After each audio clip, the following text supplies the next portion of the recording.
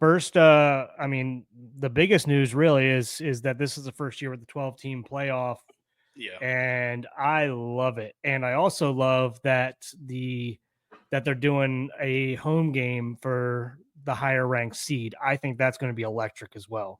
Yeah. And So something to think about if like these SEC schools, if they're a lower ranked seed to like a Big Ten school or a northern school, and they got to go up and play cold weather, that could be a huge advantage for some of these guys.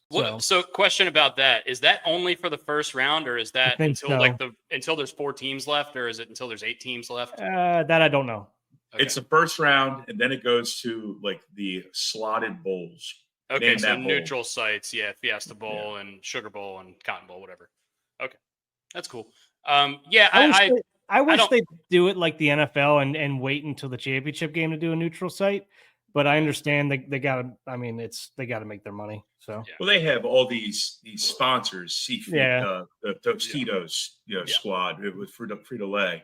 Yeah. They got to give them pub, even if the national championship's not going to be in Arizona, where I think the Tostitos Fiesta Bowl is always held. They got to give them their money at some point. I mean, these bowls have committees. Like the bowl itself, like the Tostitos Fiesta Bowl has a committee. The Orange Bowl has a committee. They wear orange jackets on the sideline and act like they created something that's absolutely awesome, like splitting the atom. Like it's not. You're just wearing an orange jacket and you're an old man who's scratching his balls.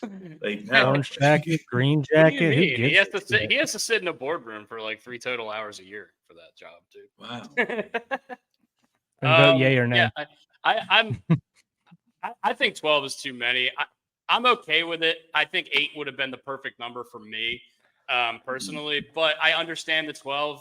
My thing is I just don't want it to get past this. I don't want it to turn into an NCAA tournament college basketball wise. Obviously, it would never do that because in football it's so much more difficult to play so many games.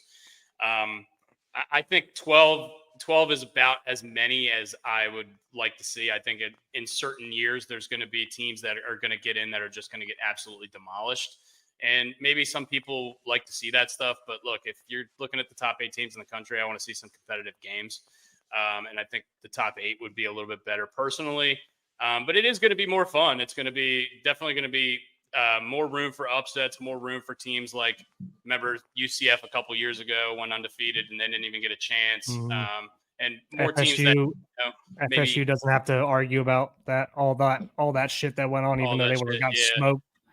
Yeah, and also teams that have injury troubles or they have a bad start to the year, they have a chance to finish strong and actually make something of their season. So I do like that aspect of it. But yeah, I think 12 for me is just a little too many. I wish it was 8, but I am excited. I am going to watch all the games. So yeah, there are 5 slotted teams that if you win, you're in. Mm-hmm. So you can't argue that. But the additional, it's all about a show. This is a TV show. This isn't about college football. After you pick those, when you're trying to pick those additional teams, you're talking about what's going to bring asses in the seats, eyeballs to televisions. Yeah. And that's where you're going to start seeing some of these lower level schools. See a Boise State back in the day get screwed. See the UCFs. They didn't have an undefeated season. Yeah. Get screwed.